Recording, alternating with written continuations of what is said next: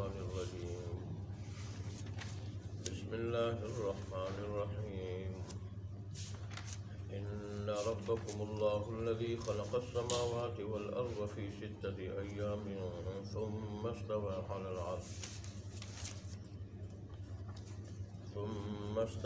العرش يدبر الأمر ما من شفيع إلا من بعد إذنه ذلكم الله ربكم فاعبدوه أفلا تذكرون إليه مرجعكم جميعا وعد الله حقا إنه يبدأ الخلق ثم يعيده ليجزي الذين آمنوا وعملوا الصالحات بالقسط والذين كفروا لهم شراب من حميم وعذاب أليم بما كانوا يكفرون صدق الله مولانا العظيم وصدق رسوله النبي الأمي الكريم ونحن على ذلك لمن الشاهدين والشاكرين والحمد لله رب العالمين.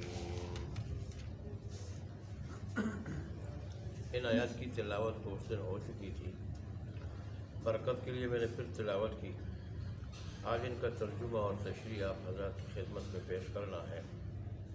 تو میں اس سلسلے میں عرض کر رہا تھا کہ اس کائنات کو وجود میں لانے کے لیے اللہ تبارک و تعالیٰ کی 4 صفتوں کا درجہ بدرجہ یکے بعد دیگرے اظہار ہوا ہے. اللہ تبارک و تعالیٰ نے سب سے پہلے آسمانوں کو، زمین کو، جو کچھ اس کے درمیان ہے، جو کچھ آسمان و زمین کے درمیان ہے، جتنی چیزیں ہیں سب کو 6 دنوں میں پیدا فرمایا. اللہ اگر چاہتا تو 1 دن میں بھی پیدا کر سکتا ہے. ایک لمحے میں آنکھ جھپکنے کی جو دیر ہوتی ہے اس سے بھی پہلے اللہ پیدا کر سکتا تھا.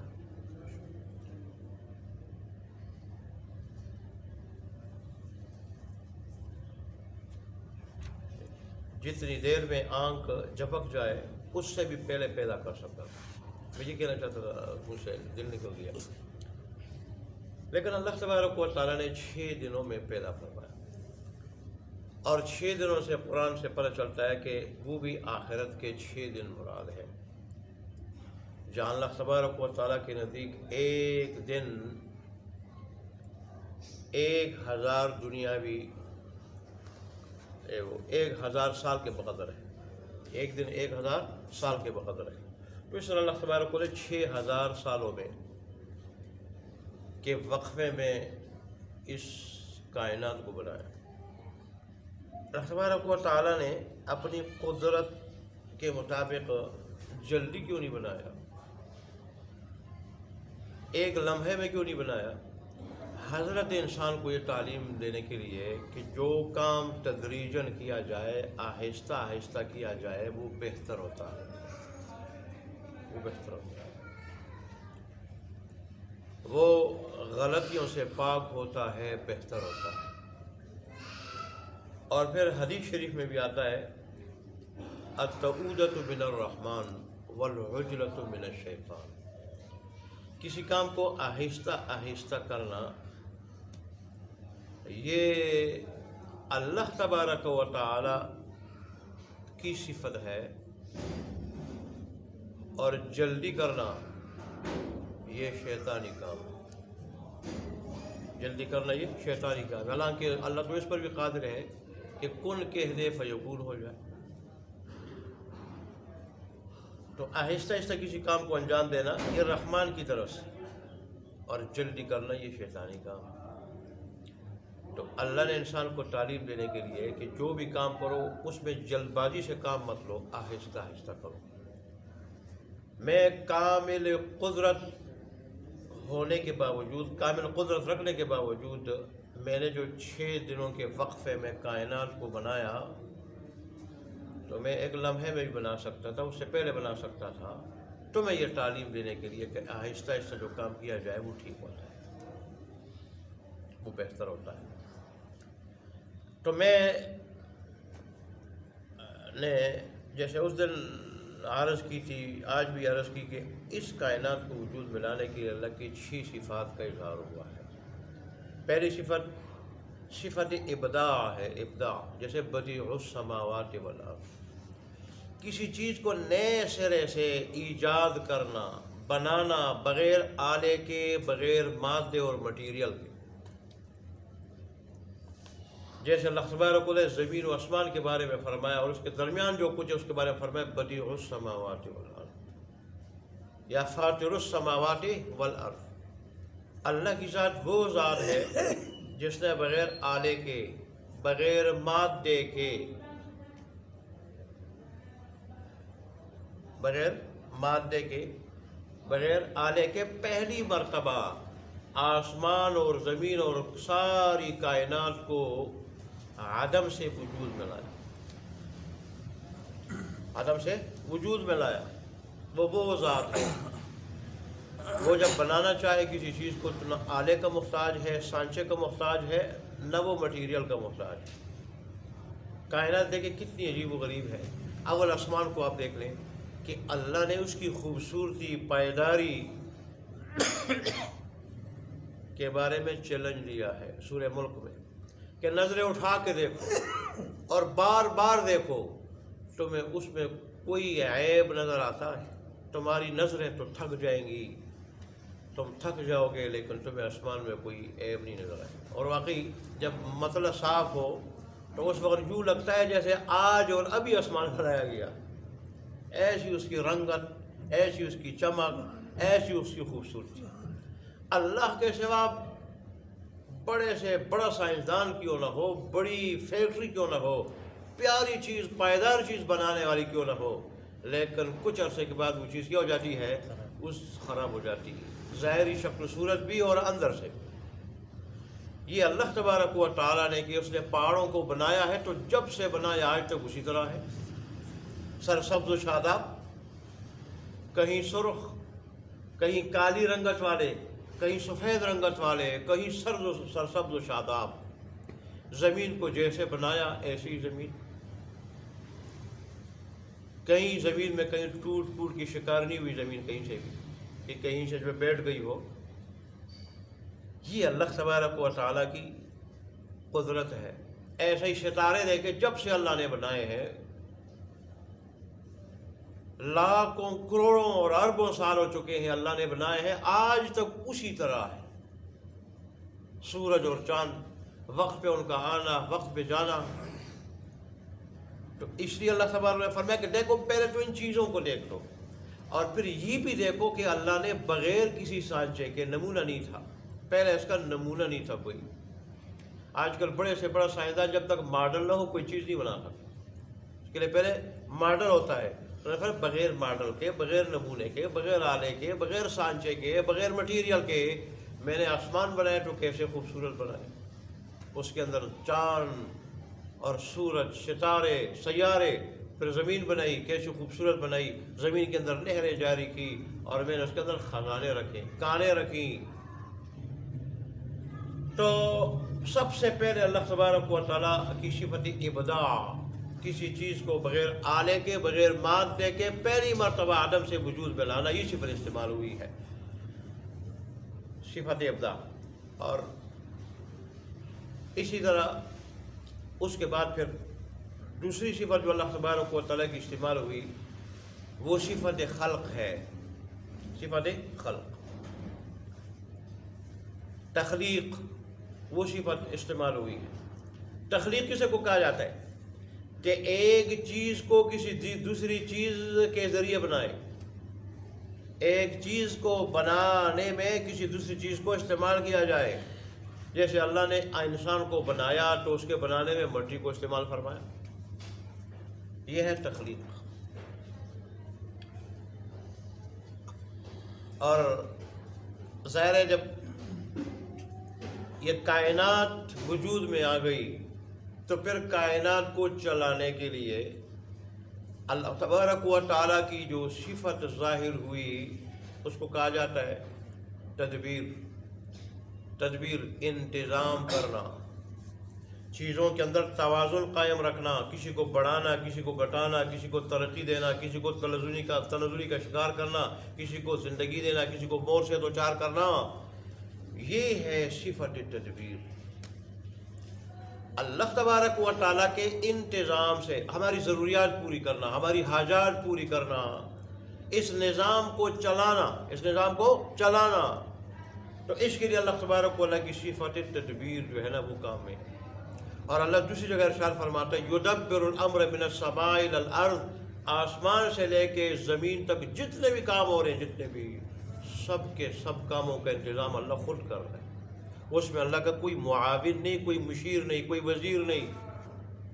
اللہ تو دنیاوی بادشاہوں کی طرح نہیں، دنیاوی بادشاہوں کا علم بھی کلی نہیں، ان کی طاقت بھی کامل نہیں، لہٰذا اپنی رعایا سے باخبر رہنے کے لیے ان کو وزیر مشیر کی ضرورت ہے۔ ایسے جو ہے وہ نظام حکومت چلانے کے لیے معاونین کی ضرورت ہے، اس لیے دنیاوی بادشاہ وزیر مشیر رکھتے ہیں۔ اللہ بغیر کسی وزیر اور مشیر کے خود بخود ساری کائنات کو دیکھتے ہوئے، جانتے ہوئے اس کا نظام چلا رہا ہے۔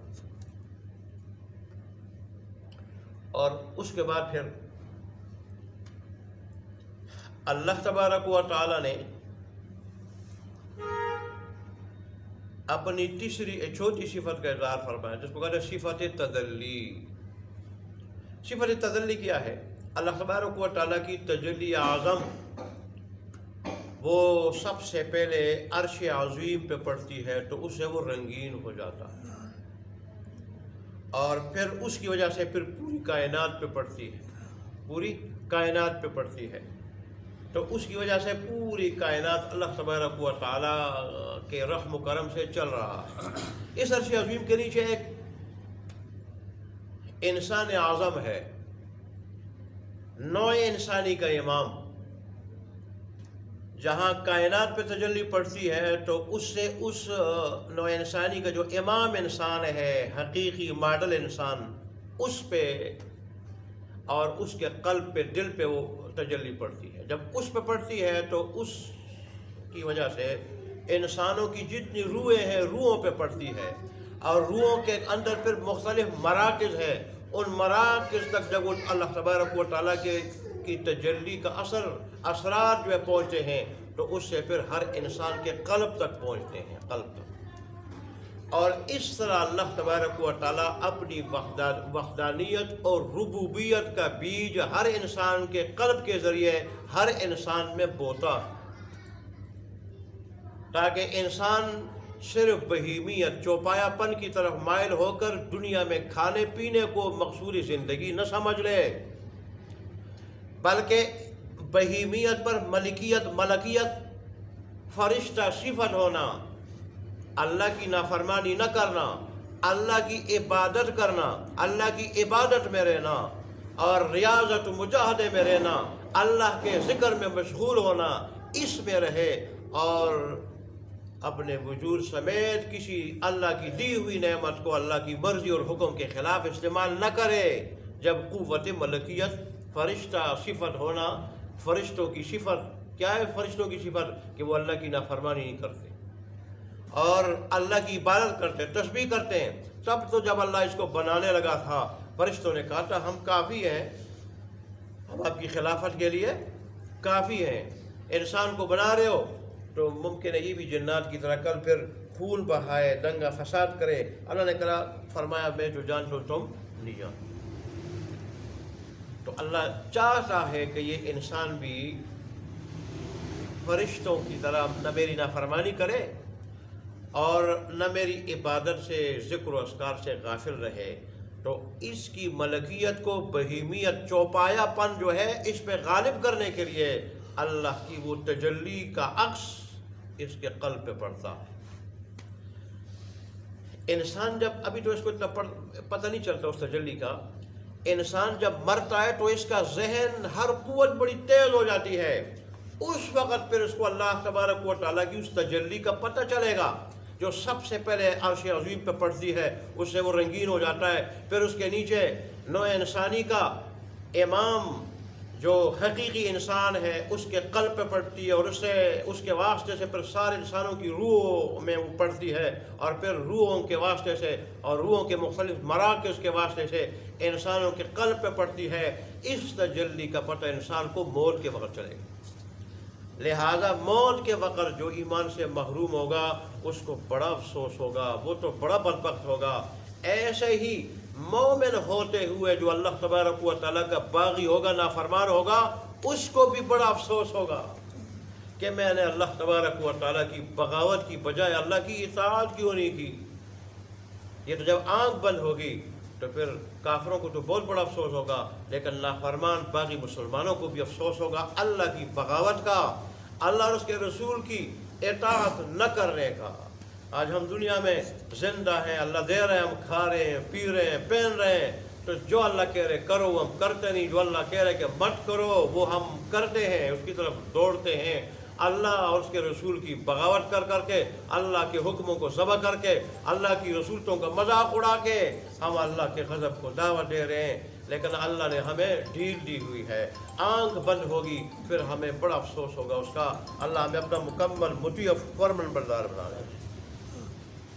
تو یہ چار صفات اللہ تبارک و تعالیٰ کی جو ہے نا کام کرتی ہے اس کائنات کو وجود میں لانے کے لیے اور پھر اس کو چلانے کے لیے، اور حضرت انسان سمیت ساری کی ساری کائنات اور مخلوقات کو چلانے کے لیے۔ اللہ اکبر۔ اللہ تبارک و تعالیٰ کا جو صفت ہے واجب الوجود ہونا، اس میں بھی تو کسی کا اختلاف نہیں رہا ہے۔ وہ خالق ہے، اس میں بھی کسی کو اختلاف نہیں۔ لیکن پھر آگے تدبیر کی جو صفت ہے، تدبیر کی صفت، انتظام کرنا ہمارے سارے کاموں کا، اس میں بعض لوگ جو ہے نا غلطی کے شکار ہو جاتے ہیں۔ وہ کہتے ہیں جیسے اللہ ہمارے کام چلاتا ہے، ایسے اللہ نے بعض بزرگوں کو بھی اور خاص بندوں کو بھی کام سپرد کیا ہے، اور جو ہے وہ کیا ہے ادھر جو ہمارے کام وہ چلاتے ہیں، ہماری جو ہے نا بعض ضرورتیں پوری کرتے ہیں۔ وہاں اللہ تبارک و تعالیٰ مانے گا یا نہیں مانے گا، جبری سفارش بھی کریں گے۔ حالانکہ اللہ تبارک و تعالیٰ نے یہاں بھی فرمایا کہ میرے ہاں کوئی میری اجازت کے بغیر سفارش نہیں کر سکے گا۔ انبیاء بھی سفارش کریں گے، شہداء بھی کریں گے، ایمان والے بھی کریں گے، لیکن اللہ کی اجازت کے بعد، اور وہ بھی اس آدمی کے لیے کہ جس کے دل میں نوری ایمان ہو، وہ شرک سے کفر سے پاک ہو، صرف گناہگار ہو، اس سے گناہ ہو چکے ہوں، شرک سے کفر سے پاک ہو، تو ایسے گناہگار مومنوں کے لیے انبیاء بھی سفارش کریں گے، شہداء بھی، عام مخلص مومن بھی، نیک مومن بھی، لیکن اللہ کی اجازت کے بعد۔ من ذا الذی یشفع عندہ الا بإذنہ، کون ہے جو اللہ کے ہاں سفارش کرے مگر اس کی اجازت کے بعد، اسی کی اجازت سے، اس کی اجازت کے بغیر کوئی سفارش نہیں کر سکے گا۔ اللہ اکبر۔ دیکھیں یہودی بھی کہتے تھے کہ ہم جو مرضی کر لیں، ابراہیم علیہ السلام جنت اور دوزخ کے درمیان کھڑے ہوں گے، یا یہ کہا کہ جہنم سے باہر کھڑے ہوں گے، اور جو بھی ہم میں سے جہنم کی طرف جائے گا تو وہ نہیں جانے دیں گے، وہ زبردستی روک کے جنت میں ڈالیں گے۔ عیسائی تو کہتے ہیں کہ عیسیٰ علیہ السلام ہمارے سارے گناہوں کی وجہ سے سولی پہ لٹک کے نعوذ باللہ کفارہ بن چکے ہیں، اب جو مرضی ہم کر لیں، زنا کریں، جو مرضی کر لیں، شراب پئیں، جو مرضی کریں۔ تو ایسے ہی آج کل ہمارے بعض مسلمان بھی یہ سمجھتے ہیں کہ بزرگوں سے اگر ہماری عقیدت ہوگی تو ہمارے اعمال جو بھی ہوں وہ زبردستی اللہ کے ہاں سفارش کر کے ہمیں چڑوا لیں گے۔ حالانکہ رسول اللہ صلی اللہ علیہ وسلم نے اپنی بیٹی لخت جگر حضرت فاطمہ الزہرا رضی اللہ عنہ سے خطاب فرمایا تھا کہ اگر یہ میری بیٹی، یا خطاب فرمایا تھا کہ میرا بیٹا اگر تو بھی نجات پائے گی تو اپنے عمل سے، ایمان سے اور عمل سے، میں محمد تجھے اگر تیرا ایمان نہیں ہوگا، عمل نہیں ہوگا، میں نہیں چھوڑا سکوں۔ ہر آدمی اپنے ایمان سے اور عمل سے اللہ کے ہاں نجات پائے گا۔ اگر خود ایمان نہیں، عمل نہیں، تو پھر صرف خالی نسبت میں کچھ کام نہیں ہے۔ آج مسلمان اس دھوکے میں پڑا ہوا ہے۔ رسول اللہ صلی اللہ علیہ وسلم ایک مرتبہ کسی نے عورت نے چوری کی، بڑے خاندان کی تھی، اور خود اتفاق سے اس کا نام بھی فاطمہ تھا، اس عورت کا نام۔ سفارش کے لیے انہوں نے غالباً اسامہ بن زید رضی اللہ عنہ کو کہا کہ آپ سفارش کر دیں، تو رسول اللہ صلی اللہ علیہ وسلم کے سامنے جب انہوں نے سفارش کی، آپ کا چہرہ لال ہو گیا اور فرمانے لگے کہ اگر فاطمہ بنت محمد بھی چوری کرتی تو اللہ کی قسم میں اس کا ہاتھ کاٹتا۔ یہ تو اللہ تبارک و تعالیٰ کا دین ہے، اس کا قانون اور حکم سب کے لیے برابر ہے، سب کے لیے برابر ہے۔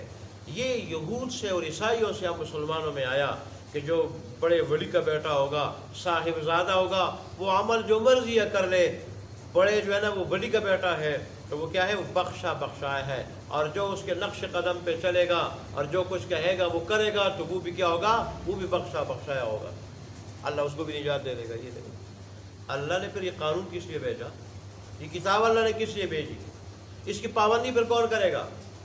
پھر کھڑے کوٹے میں فرق کیسے ہوگا؟ مخلص اور غیر مسلم کا امتیاز کیسے ہوگا؟ حقیقی مومن اور نام کے مومن میں فرق کیسے ہوگا؟ اس لیے تو اللہ تبارک و تعالیٰ کتاب بھیجی ہے۔ اللہ تبارک و تعالیٰ ہمارے حال پہ رحم فرمائے، اللہ تبارک و تعالیٰ ہمیں ہدایت عطا فرمائے، دین کی صحیح سمجھ عطا فرمائے۔ چنانچہ دیکھیں ترجمہ، ان ربکم اللہ الذی، بے شک تمہارا رب وہ اللہ تبارک و تعالیٰ ہے، خلق السماوات والارض، جس نے پیدا کیے آسمان اور زمین، فی ستۃ ایام، 6 دنوں میں، ثم استوى علی العرش، اور پھر وہ مستوی ہوا عرش پہ۔ استوا کا لفظی معنی معلوم ہے، استوا کا معنی قائم ہونا، برابر ہونا، کیا ہونا؟ برابر ہونا، ارادہ کرنا۔ یہاں اللہ تبارک و تعالیٰ نے جو اپنے بارے میں فرمایا پھر وہ عرش پہ مستوی ہوا، اس کا کیا معنی؟ تو مفسرین لکھتے ہیں کہ لفظی معنی تو معلوم ہے، عرش پہ قائم ہونا، اور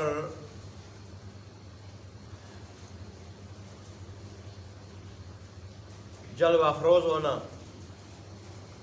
اور عرش پہ برابر ہونا۔ لیکن اللہ تبارک و تعالیٰ تو جہت جہار سے پاک ہے، جہت جہار سے پاک ہے۔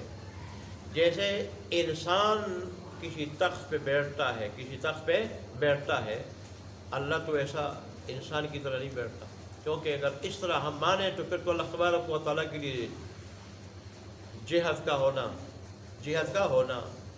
اور جسم کا ہونا، یہ جو ہے نا یہ لازم آئے گا۔ حالانکہ اللہ تبارک و تعالیٰ کون و مکان سے، زمان سے، جہت جہار سے اسے پاک ہے، تو پھر کیسے اللہ تبارک و تعالیٰ عرش پہ مستوی ہوا؟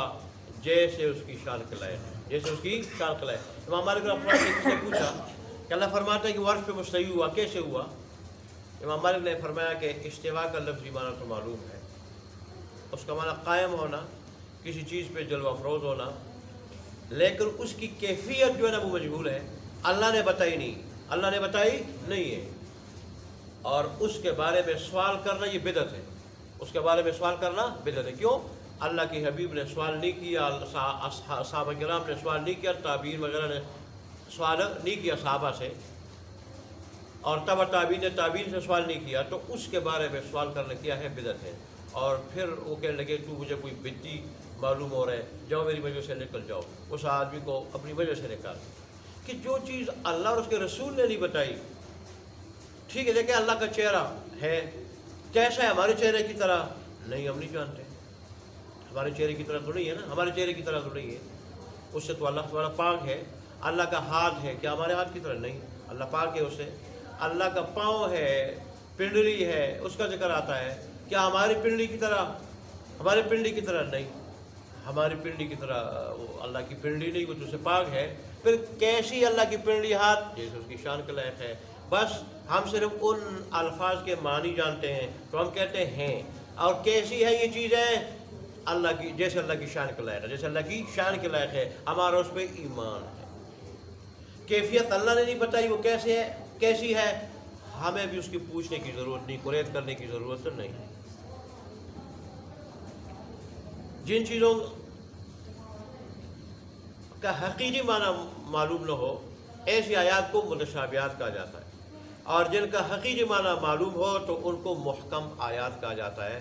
تو رسول اللہ نے فرمایا کہ، اور علماء نے بھی رسول اللہ صلی اللہ علیہ وسلم کی ارشاد کی تعمیل میں، صحابہ کرام کے ارشاد کی تعمیل میں یہ فرمایا کہ جو متشابہ آیت کو سمجھنا چاہو تو محکم آیات کی روشنی میں، اگر محکم آیات اس سے خاموش ہو، اس سے نہ سمجھ پاؤ تو رب کے سپر کرو، قریدنے کی ضرورت نہیں ہے، بس اس پہ ایمان لاؤ، اللہ کی جو مراد ہے وہ برحق ہے، ہمارا اس پر ایمان ہے۔ اللہ اکبر۔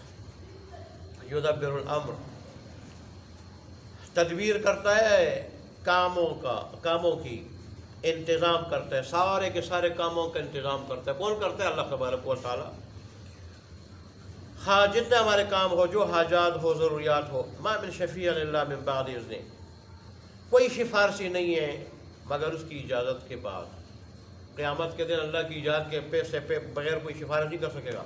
ذالکم اللہ ربکم، یہ ہے اللہ تبارک و تعالی، یعنی جس کی یہ صفات ہے کہ وہ خالق ہے، وہ مدبر ہے۔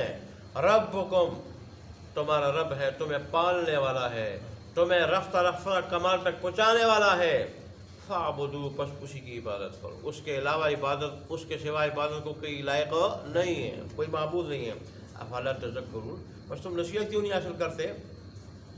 الیہ مرجعکم جمیعا، اسی کی طرف تم سب کو لوٹ کر جانا ہے، جانا تو ادھر ہی ہے۔ وعد اللہ حقا، اللہ تبارک و تعالیٰ کا حق وعدہ برحق ہے، کیا کہ ایک دن میرے پاس آؤ گے اور پھر اپنے کیے کا حساب لو گے۔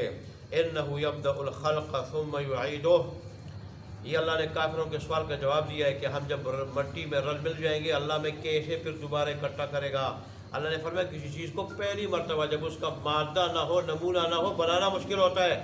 ایک مرتبہ اس کا نمونہ آ جائے تو پھر تو اس کا بنانا دوبارہ مشکل نہیں ہوتا۔ انہ یبدأ الخلق، ہم دیکھیں دنیا میں دیکھتے ہیں مارکیٹ میں جب کوئی چیز آ جاتی ہے پھر اس کی کتنی نقلیں بن جاتی ہیں۔ انہ یبدأ الخلق، بے شک وہ پہلی مرتبہ مخلوق کو پیدا کرتا ہے، ثم یعیدہ، پھر دوبارہ اس کو لوٹائے گا، لیجزی الذین آمنوا، تاکہ بدلہ دے ایمان والوں کو، وعملوا الصالحات، اور جنہوں نے اچھے اعمال کیے ہیں، ایمان والے اور ایمان لانے کے بعد جنہوں نے اچھے اعمال کیے ہیں، تاکہ بدلہ دے ان لوگوں کو جو ایمان لائے اور انہوں نے اچھے اعمال کیے ہیں، بالقسط، انصاف کے ساتھ۔ دنیا میں نہ پوری سزا مل سکتی ہے جرم کی، اور نہ پورا بدلہ مل سکتا ہے نیکی کا۔ ہاں، اللہ تبارک و تعالیٰ کچھ نہ کچھ سزا بھی دے رہتا ہے، اللہ تبارک و تعالیٰ بدلہ بھی دے رہتا ہے، لیکن پورا بدلہ دنیا میں نہیں مل سکتا، کیونکہ بدلے کی جگہ آخرت ہے، وہاں پورا بدلہ انسان کو ملے گا اور پورے انصاف کے ساتھ ملے گا، سزا بھی جزا بھی۔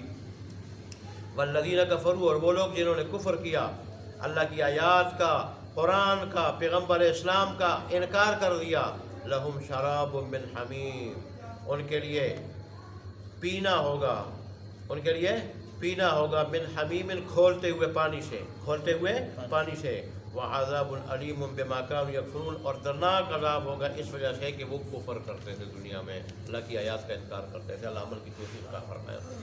الحمدللہ رب العالمین، والعاقبۃ والسلام علی رسولہ محمد وعلی آلہ وصحبہ اجمعین۔ ربنا ظلمنا انفسنا وان لم تغفر لنا وترحمنا لنكونن من الخاسرین۔ ربنا اتنا في الدنيا حسنة وفي الآخرة حسنة وقنا عذاب النار. اللهم انك عفو كريم تحب العفو فاعف عنا مولانا. اللهم انا نعوذ بك من فتن المحيا والممات. اللهم انصر الاسلام والمسلمين، اللهم اعز الاسلام والمسلمين، اللهم انصر من نصر دين محمد صلى الله عليه وسلم واجعلنا منهم. اللهم اخذل من خذل دين محمد صلی اللہ علیہ وسلم ولا تجعلنا منهم. اللہ تبارک و تعالی ہمارے ٹوٹا پھوٹا سننا اور قرآن اپنی بارگاہ میں قبول و منظور فرما، اور اس پہ جو اجر و ثواب آپ نے مقدر فرمایا ہے وہ ہمیں نصیب فرما۔ اللہ تبارک و تعالی سے لے کے مرتدم تک ہمیشہ ہمیشہ کے لیے ہمیں اپنے دین کی باتیں سننے اور سنانے کی، اور پھر ہم سب کو اس پر 100% مکمل عمل کرنے کی توفیق عطا فرما۔ اللہ تبارک و تعالی اس مجلس کو ہماری نجات کا ذریعہ بنا دے، ایسی نجات کو اس کے بعد پھر کبھی پکڑنا ہو۔ اللہ تبارک و تعالی میں دنیا میں دونوں کی خوشیاں نصیب فرما، دونوں کی مصیبتوں سے بچا، آخرت کی خوشیاں ابتدائی سے نصیب فرما، آخرت کی مصیبتوں سے ابتدائی سے محفوظ فرما۔ اللہ تبارک و تعالی تمام بیماروں کو شفاء کاملہ عاجلہ مستمر عطا فرما۔ اللہ تبارک و تعالی ریاض صاحب کو شفاء کاملہ عاجلہ مستمر عطا فرما۔ جو پریشان حال ہے ان کی پریشانیوں کو دور فرما، جو مخلوق ہے ان کو قرضوں سے نجات دے دے، خصوصاً درس والے ساتھیوں میں سے کوئی بیمار ہے، کوئی پریشان حال ہے، کوئی مقروض ہے تو ان کو ان مصیبتوں سے نجات عطا فرما، رحمان کلام سے راضی ہو جا، ایسا راضی ہو جا کہ پھر کبھی ناراض نہ ہو، ہماری دعاؤں کو قبول منظور فرما، خیر و رحمت کی بارش نازل فرما، خیر و رحمت کی موسلادھار بارش نازل فرما، اللہ تبارک و تعالیٰ، اور اتنی نازل فرما، اتنی نازل فرما جتنی ضرورت ہے، اللہ تبارک و تعالیٰ ہماری دعاؤں کو قبول منظور فرما، امین یا رب العالمین، یا حی یا قیوم، ربنا تقبل منا انک انت السمیع العلیم وتب علینا انک انت التواب الرحیم، وصلی اللہ تعالی علی خیر خلقہ محمد وعلی آلہ وصحبہ اجمعین برحمتک یا ارحم الراحمین۔ اچھا 5 دن انشاءاللہ فجر کی نماز کے بعد حدیث کا درس ہوگا، تو ہفتے سے لے کے بدھ تک فجر کی نماز کے بعد، تسبیحات کے بعد اور دعا سے پہلے درس ہوگا، تو جن حضرات کا شوق ہے وہ اس میں پھر تشریف رکھیں۔